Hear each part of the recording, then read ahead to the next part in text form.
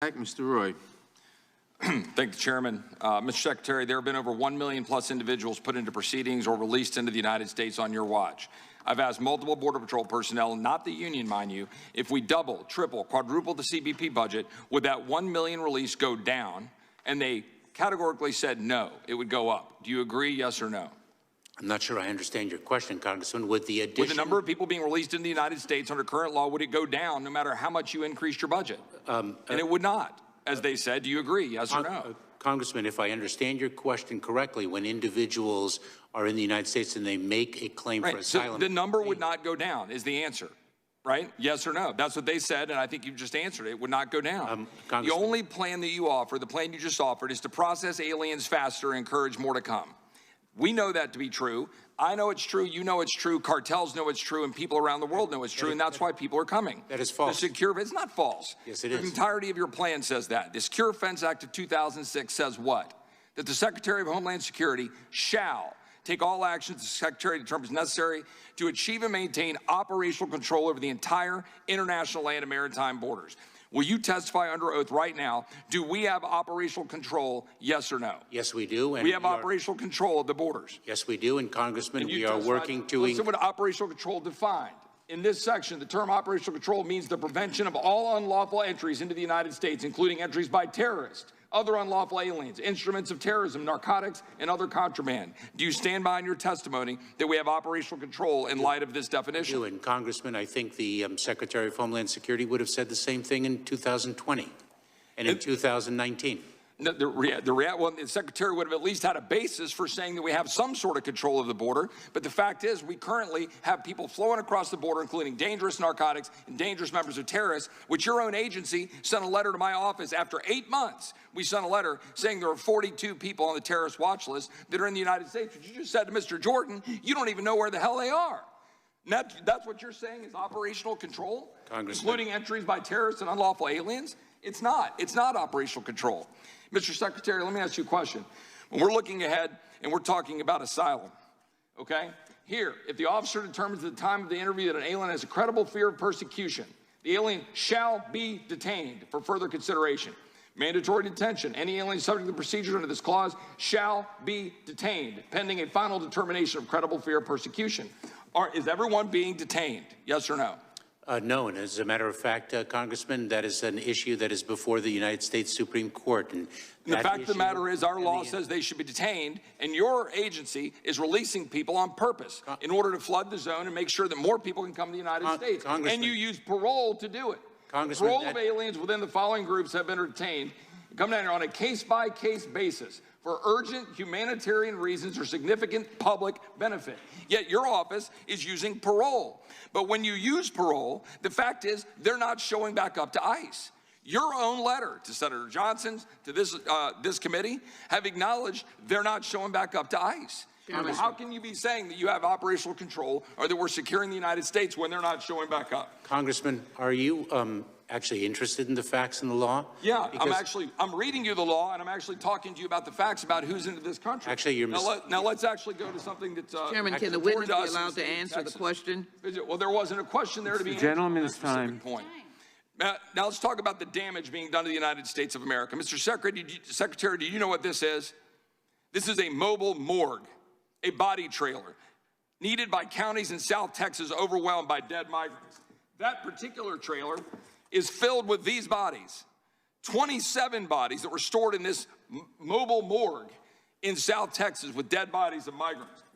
Dead bodies like this one found on a ranch just 3 weeks ago in South Texas, a dead migrant. Somehow that's compassion. How about the dead bodies found by migrants? Compassion. How about the ranchers who had to walk out of their door, and this is what they faced, gentlemen with rocks threatening a rancher in South Texas, only able to be saved when they were able to bring their dogs out to scare the people away in order to save themselves. Or the fact that you've got houses being attacked, you've got livestock dead on the side because we've got ranches wide open. How about the little girl here with a brand on her arm? A little girl with a brand on her arm because of your policies. A little girl here in the desert found by ranchers trying to save their life. And how about the lost voices for people dying from fentanyl? The tens of thousands of Americans dying from fentanyl. Faces of Americans faces of Americans across this country dying because of fentanyl pouring into our country. Time of the gentleman has expired. You know full well. Time of the gentleman has expired, Ms. Encouraging people to come here, harming Texas and harming this country. You know it. And you're ignoring the time of the gentleman has expired. He no longer has time to slander the secretary. Ms. Scanlon. Not slander. You know what slander is? Thank you, Secretary Mayorkas. Ms. Scanlon. Ms. Scanlon. Thank you, Secretary Mayorkas. Over here. Thank you for being here today to address the many issues under your jurisdiction, including the important task of how we can ensure our national security while honoring our legal and humanitarian obligations. I appreciate you coming here prepared with facts and plans to help us do that job. And I'm sorry that so much of this hearing has been wasted with political grandstanding and disinformation. As others have remarked, from its earliest days, ours has been a nation of immigrants, home to those fleeing poverty, persecution, and war. I'm incredibly proud of the diversity of my district in Pennsylvania and the generations of Americans who welcomed immigrants into our country. But our nation also has a history of political opportunists who attack the latest wave of immigrants and seek to stoke fear and chaos in order to gain or cling to power. Whether those attacks were made against my ancestors, the Irish, yours, Secretary, from Cuba, those coming to our southern border today, or so many other groups in between, we've heard the same language and scare tactics.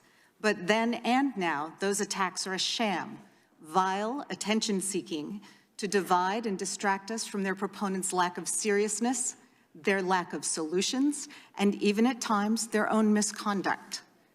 I do want to echo several of my colleagues in thanking you for your efforts to reunite children who were separated from their families at the border under the last administration. Like you, I've met with children who were separated from their parents and seen the lasting trauma that caused. As a mother, it made me weep. It still makes me weep.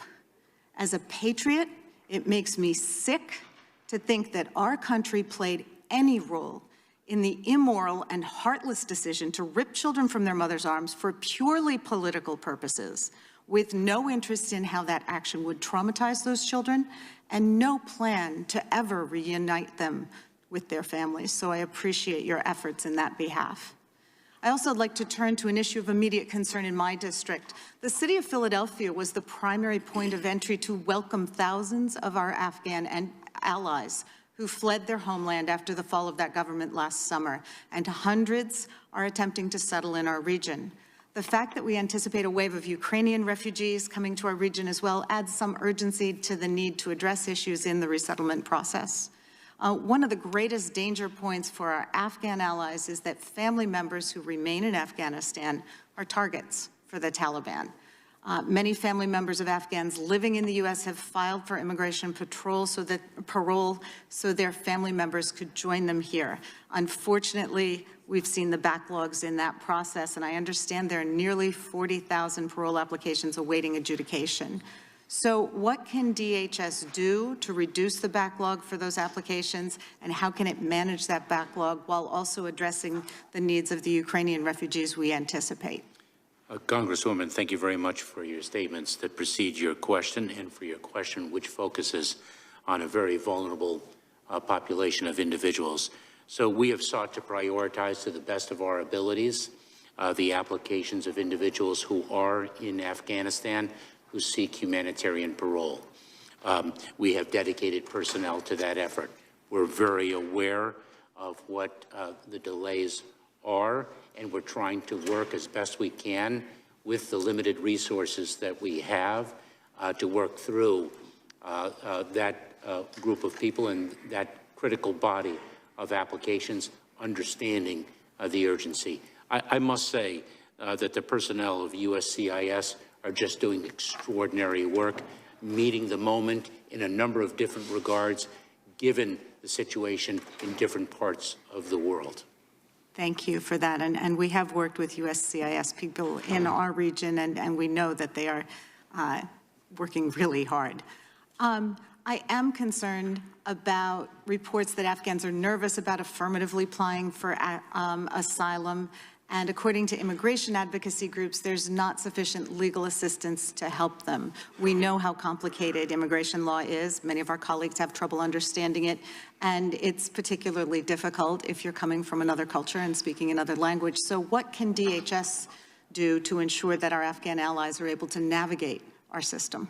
So we've done a number of regards, Congresswoman, in that regard.